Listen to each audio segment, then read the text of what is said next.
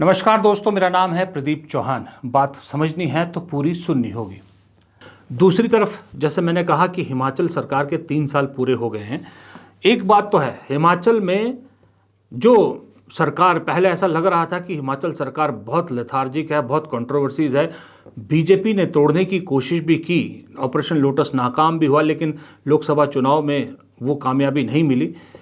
लेकिन धीरे धीरे हिमाचल की सरकार ने, कांग्रेस की सरकार ने मोमेंटम पकड़ा और 3 साल पूरे होते होते कांग्रेस की सरकार ने जो लिस्ट गिनाई है कि इतनी कामयाबी उन्होंने हासिल की, इतने वादे, अपने 10 वादों में से 7 के करीब शायद वो कह रहे हैं कि हमने वादे पूरे किए हैं, एक उम्मीद तो जगाता है। लेकिन मैं आपको फ्रैंकली बता रहा हूँ, ईमानदारी से बता रहा हूँ कि अभी भी इतनी उम्मीद नहीं है कि सरकार कांग्रेस की रिपीट हो जाए। अगले 2 साल में अगर कांग्रेस सरकार, सुखविंदर सिंह सुक्खू सरकार कुछ ड्रास्टिक फैसले लेती है, कुछ ऐसी योजनाएं लाती है जिसका जवाब ना दे पाए बीजेपी, फिर सत्ता रिपीट होने में भी मुश्किल नहीं हो सकती। हिमाचल के लोग शायद रोटी बदलना छोड़ दें, हो सकता है। लेकिन अभी लड़ाई दरअसल बहुत मुश्किल है, ये सुखविंदर सिंह सुक्खू भी जानते हैं।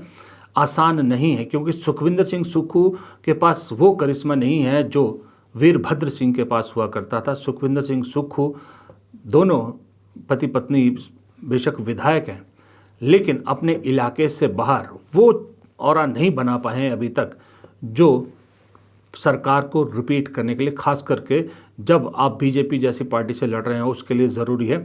वो सुक्खू जी के पास अभी नहीं है। लेकिन मुझे ऐसा लगता है कि ये मेरा मानना है, हो सकता है मैं गलत भी हूँ, कि जिस तरह से पहले 2 साल सुखविंदर सिंह सुक्खू सरकार चला रहे थे और लग रहा था कि ये क्या कर रहे हैं, हर चीज़ छूट रही है हाथों से, सख्त फैसले ले रहे हैं, जहां बीजेपी पैसे बांट रही है, ये पैसे बचाने के लिए कभी सैलरी डिले कर देते हैं, कभी कुछ।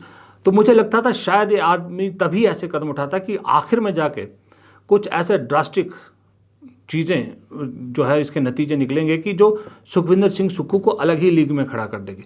हो सकता है, मैं उम्मीद करता हूँ, हो सकता है कुछ तो है सुखविंदर सिंह सुक्खू के पिटारे में, कुछ है जो अब निकलना शुरू होगा। और अगर उस पिटारे में सही में कुछ है और दमदार है तो फिर उम्मीदें काफ़ी हैं। लेकिन दोस्तों, प्रियंका गांधी एक बार फिर कांग्रेस की संकट मोचक बन रही है, यानी संकट को एक बार फिर वही सुलझाने का बीड़ा अपने हाथ में ले रही हैं, क्योंकि उनके बड़े भाई राहुल गांधी इस बार अब बहुत नाराज़ हैं। जी हाँ, मामला है पंजाब का। पंजाब में कांग्रेस में जो हो रहा है, खास करके सिद्धू परिवार, सिद्धू दंपत्ति जो कर रही है, उसको लेकर राहुल गांधी बेहद खफा है।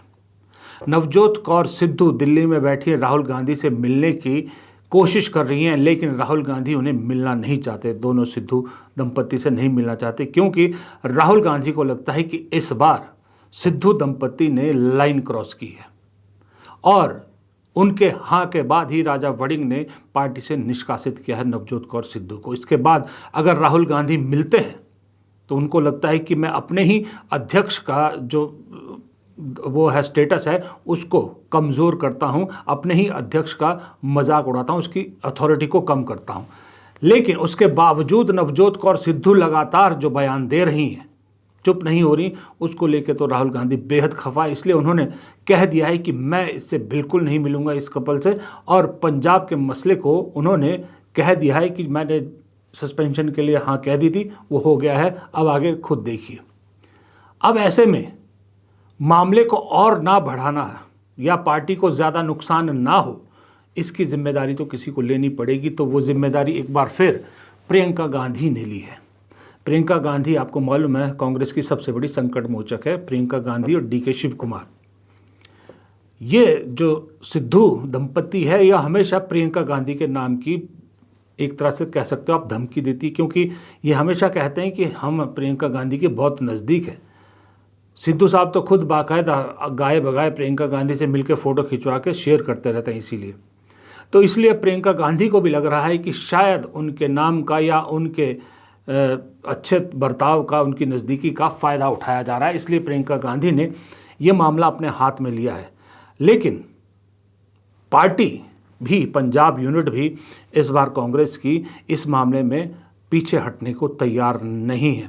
सुना है पार्टी के नेताओं ने भी पंजाब से कह दिया हाईकमान को कि अब बहुत हो गया।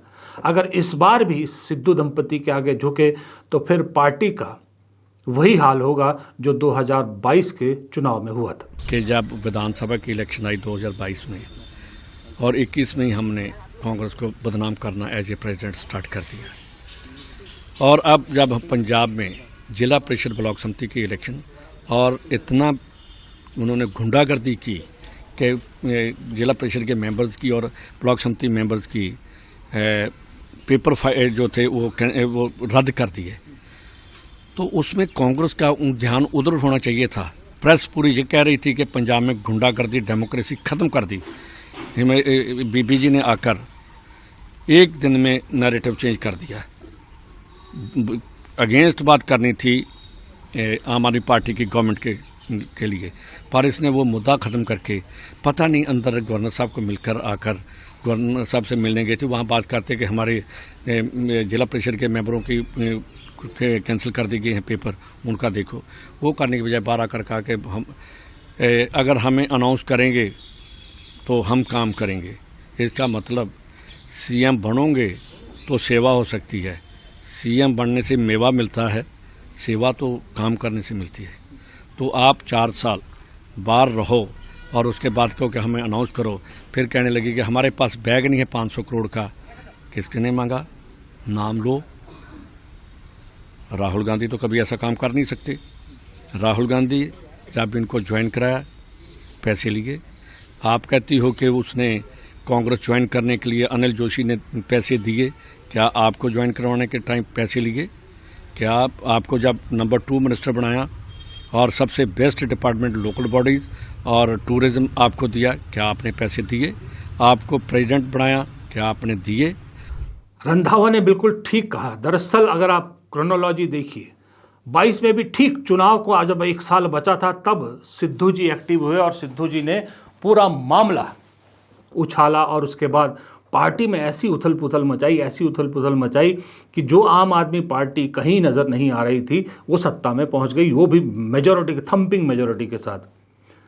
अब फिर से 1.5 साल बचा है विधानसभा चुनाव के लिए और इस वक्त पंचायत चुनाव हो रहे हैं। बिल्कुल सही है। पंजाब में पंजाब का कार्यकर्ता आपने देखे होंगे इतने विजुअल की, इतने मतलब मारपीट, हाथापाई, लड़ाई झगड़े हो रहे हैं। कांग्रेस का कहना है कि कांग्रेस के कैंडिडेट्स को नॉमिनेशन तक नहीं भरने दिया जा रहा। आम आदमी पार्टी सरकार वही हथकंडे अपना रही है जो मोदी सरकार के बारे में कहा जाता है या बीजेपी सरकार के बारे में कहा जाता है कि ऑपोजिशन को पूरी तरह से दबा दो। वही चीज़ आम आदमी पार्टी की सरकार पंजाब में कर रही है और कांग्रेस उससे लड़ रही है। इसी बीच ठीक चुनाव के बीच में अचानक से नवजोत कौर सिद्धू को ऐसा क्या हुआ, क्यों उन्होंने इसी वक्त को चुना? ये टाइमिंग पे सबसे बड़ा सवाल है। अगर नवजोत कौर सिद्धू ने इस टाइम पे ये मुद्दा ना उठाया होता, 6 महीने पहले उठाया होता, तो शायद फिर भी उनको तवज्जो मिल जाएगी। पर उन्हें लगा या उन्हें लगाया गया या कहाँ से इशारा आया मुझे नहीं मालूम, लेकिन टाइमिंग को देख के तो लगता है कि कहीं से इशारा आया और ठीक पंचायत चुनाव, लोकल बॉडीज़ के चुनाव के बीच में उन्होंने ये मुद्दा उठाया ताकि कांग्रेस की इमेज को डैमेज किया जा सके।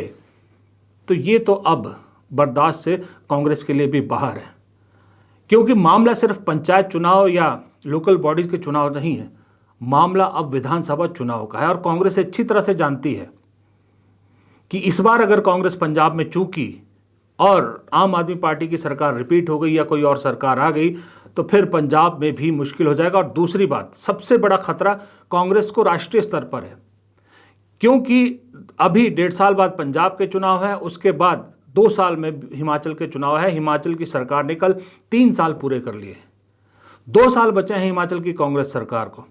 और हिमाचल में जो ट्रेंड रहा है कि हर 5 साल बाद सरकार बदलती है, पिछली बार बीजेपी की हवा थी, उसके बावजूद बीजेपी की सरकार को हिमाचल के लोगों ने बदला, कांग्रेस की सरकार को लाए।